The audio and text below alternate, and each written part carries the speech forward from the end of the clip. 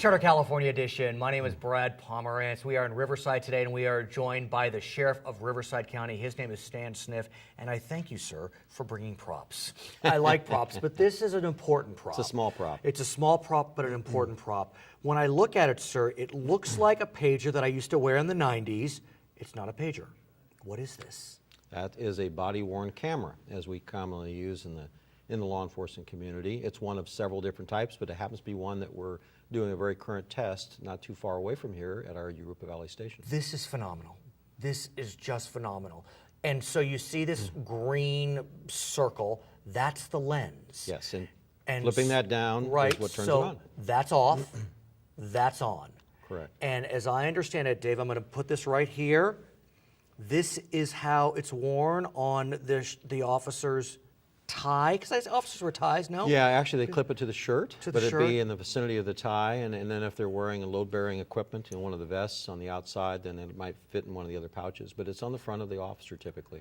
And what's remarkable to me is the quality of the footage that you get out of this pager-sized camera. Yes. Tell us about it. It's very, very high definition. And over time, our Riverside County Sheriff's Department has been testing cameras now for upwards of 7 years. And we've seen not only the technology get less and less expensive, but as you see there, just like other technology, it's shrunken considerably in size, where it's extremely petite, but it captures everything at almost a very wide angle. So at this stage, at least in Riverside County, you have how many deputies? Well, there's 3,000 uniformed personnel in corrections, patrol, and court. So I presume you don't yet have 3,000 of these. No. No. So it's a voluntary program, sir? Correct. What we've been doing is allowing them as a voluntary test on a very small scale. And just recently, last November, the board approved some movement out of my asset forfeiture funds to purchase 160 some odd cameras to do it on that testing on a larger scale, an entire sheriff's station. Now, call me crazy, if I were a cop, I'd volunteer. I would want the camera on me, because I would think it's inoculation. Well, these days, you're on somebody's camera anyway, whether it's a city surveillance system, yes. Business surveillance, somebody's cell phone, or somebody else's camera. You're on somebody else's camera. You might as well have your own. But are your deputies volunteering, or are they shying away? What are you hearing? Actually, they're embracing it. Yeah, and in fact, the only criticism that we get is that the other stations want to have those same cameras as well. It's my responsibility. I think they're a good thing, and we've been very articulate about our support of body-worn cameras. I must ask you, if I may, there are 58 sheriffs in this state. Are you in the majority or the minority? Well, I think right now there's an avalanche of interest in body cameras in police departments and sheriff's offices. I think we're near the front end of being in the minority, but I think the ranks of those agencies embracing body camera technology are really expanding. So there is a sense that this may actually be of benefit. Yes, in fact, it's driven by the actual officers and deputies on the street. There's a view that we might as well have our own video if you're going to be on everybody else's video. And the reality is many officers over the last few years have been spending their own money to buy body cameras. Very much like many of our officers used to buy audio recorders to fit in their breast pockets, many of them voice activated, and then the digital recorders. So here's my question though. As you've described, this is on, this is off. And so ultimately it's in the officer's discretion whether to turn it on or off. Is that accurate? That's accurate. There typically, though, is different policies from different agencies. The ACLU on one end of the spectrum recommends that every contact be recorded, no matter what. Most agencies don't favor that. That's a little bit excessive, perhaps.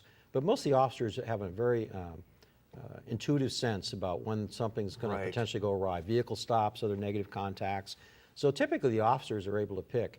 But other private moments like eating or restroom breaks and so on, but here's we don't my do that. question, and I understand there's probably a storage issue. Would it be prohibitive to just, if you have a contact, turn it on, just to protect you all?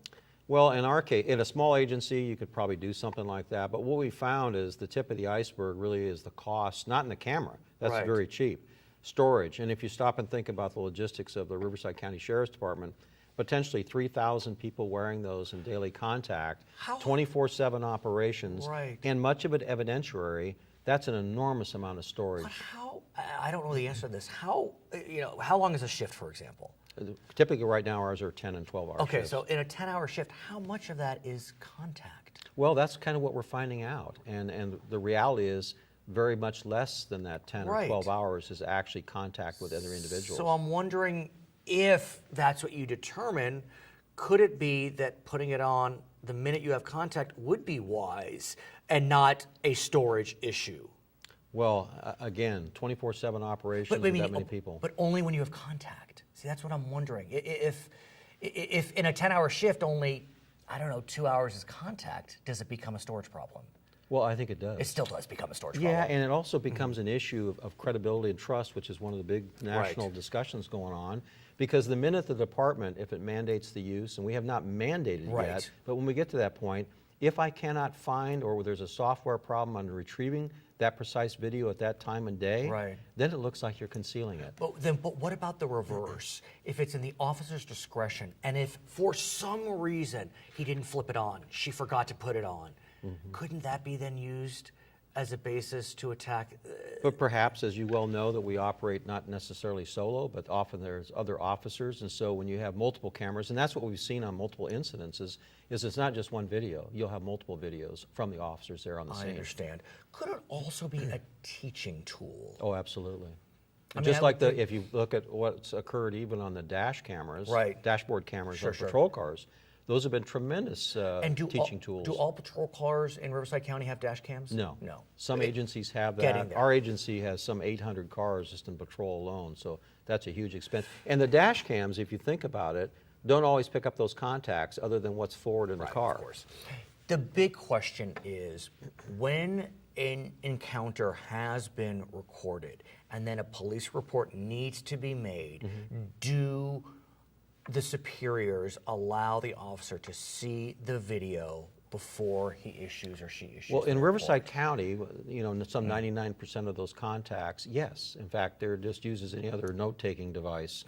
The only reservation that the Sheriff's Department of Riverside and many other agencies are taking on is to preserve the integrity of the investigation, an objective investigation of the facts.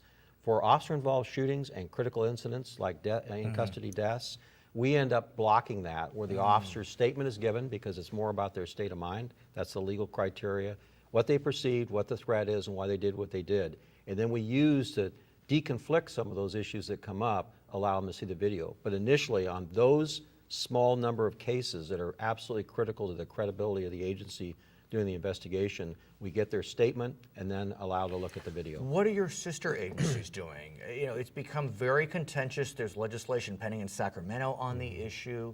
What do you know? Well, our agencies in Riverside County and myself and the district attorney have talked to all the agencies. Riverside County is split, and it probably is very representative up and down the state. Some of them still believe that it's good to go ahead and give all the video evidence, just like the officers talking among each other, all of which we prohibit normally now. So some view it that it's innocuous.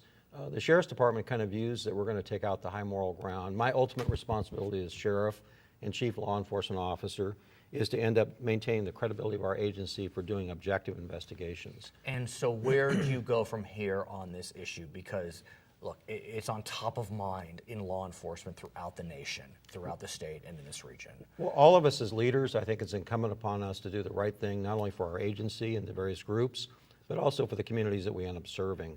So our agency is going to continue to test. After this test for a couple months at Europa Station, we'll probably end up dialing these up. We'll learn a lot out of that test. No doubt. They'll have written basically our SOP, and then we'll go forward. SOP is? Standard Operating Procedure. Nice. His name is Stan Sniff. He is the Sheriff in Riverside County. My name is Brad Palmer. This is Charter California Edition.